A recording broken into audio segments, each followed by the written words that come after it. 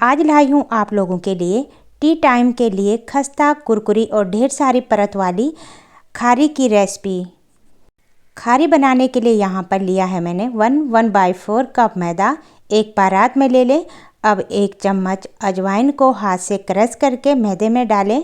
अब इसी के साथ स्वाद अनुसार नमक डालें। 2 बड़े चम्मच रिफाइंड तेल डालें।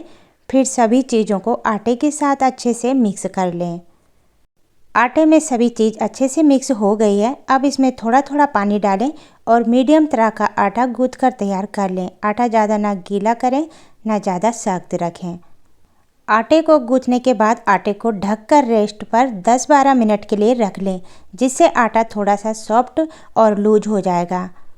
अब खारी बनाने के लिए साटा तैयार कर लेते हैं। तो 1 कटोरी में 1.5 चम्मच मैदा डालें, 1 चम्मच कॉर्नफ्लावर डालें, जिससे सारी परतें एकदम क्रिस्पी बनकर तैयार होगी। 3 बड़े चम्मच तेल डालें और इसे अच्छे से मिक्स कर लें। अब साटा बनाकर तैयार कर लिया है, तो हमें यहाँ पर इतना ही गाढ़ा घोल बनाकर तैयार करना है। तो चलिए अब मैदा को चेक कर लेते हैं। तो एक बार फिर से मैदा को अच्छे से मसलते हुए गूँथ लें। तो मैदा पहले से ज़्यादा यहाँ पर लूज हो गया है। अब गूँथे हुए मैदे का एक बड़ा सा पेड़ा बनाकर चकले पर रखें और चाकू की हेल्प से इसे 4 भागों में बराबर काट लें। अब कटे हुए आटे का एक हिस्सा लें और इससे एक लोही बनाकर तैयार कर लें। अब लोही को चकला पर रखें और एक बड़ी रोटी बेलकर तैयार कर लें। अब एक रोटी बनाकर तैयार कर ली है। अब इसे प्लेट में रख लेते हैं और दूसरी रोटी भी सेम इसी की तरह बना लेते हैं। अब दूसरी रोटी के लिए भी एक लोही बनाएं और लोही को बेलकर एक बड़ी रोटी बनाकर तैयार कर लें। अब इस रोटी पर तैयार किया हुआ साटा उंगली से फैलाकर रोटी पर लगाएं। तो साटे को हमें रोटी पर अच्छे से हर जगह पर लगाना है। तो साटे से ही खारी में परतें बनती हैं।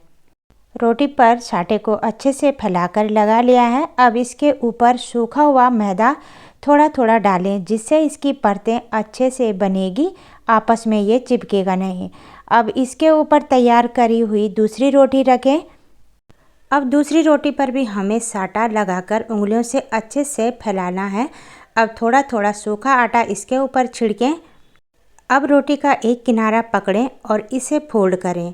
अब इसमें भी साटा लगाएं और थोड़ा सा सूखा मैदा डस्ट करें। अब रोटी का दूसरा किनारा पकड़ें और इसे भी फोल्ड करें।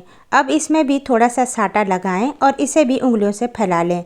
अब इसमें सूखा मैदा छिड़कें। अब इस रोटी के किनारों को पकड़ें और फोल्ड करें। अब इसे बेलकर एक बड़ी सी रोटी बनाकर तैयार कर लें। रोटी बनाकर तैयार कर लिया है। अब इस रोटी को चाकू से चौकोर पीस में काट कर तैयार कर लें। तो मैंने इन खारी को चौकोर पीस में काट कर तैयार किया है। आप चाहें तो इन्हें लंबे पीस में भी काट कर तैयार कर सकते हैं, जिस तरह से भी आपको अच्छा लगे। इसी तरह से सारी खारी को काट कर तैयार कर लिया है। तो इसकी जो लेयर है वो दिख रही है। अब खारी को एक प्लेट में रखें। तो इसी तरह से सारी खारी को बनाकर तैयार कर लें। अब कढ़ाई में मीडियम आंच पर तेल गरम करें। अब तैयार करी हुई खारी को तेल में डालें। तो तेल को हमें यहाँ पर ज़्यादा गरम नहीं करना है। इससे क्या होगा, जो खारी है एकदम बाहर से तो पक जाएगी, अंदर से कच्ची रह जाएगी और जो इसकी परत है वो खुली खुली नहीं बनेगी। अब सारी खारी तेल में तैरने लगी है। अब एक तरफ से ये सिक गई है। अब इसे दूसरी तरफ पलटकर पका लें। खारी को धीमी आंच पर तब तक पकाएं जब तक इनका कलर हल्का सा गोल्डन ब्राउन कलर ना हो जाए। अब इनका हल्का सा कलर यहाँ पर चेंज हो गया है। अब ये पककर तैयार है। अब खारी को झारे से निकाल लेते हैं। तो इससे ज़्यादा हमें इसे नहीं पकाना है, नहीं तो ये जल जाएगी। इस तरह से सारी खारी मैंने बनाकर तैयार कर ली है। तो इस तरह से आप भी अपने घर में क्रिस्पी कुरकुरी खारी बनाकर तैयार कर सकते हैं और स्टोर कर सकते हैं। और जब भी बच्चों का हल्का फुल्का खाने का मन हो तो आप उन्हें दे सकते हैं।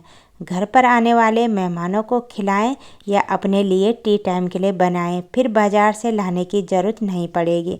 तो एक खारी मैं आप लोगों को तोड़कर दिखा रही हूँ कि ये कितने क्रिस्पी कुरकुरी बनकर तैयार हुई हैं। तो अगर रेसिपी अच्छी लगी तो लाइक कमेंट ज़रूर करें।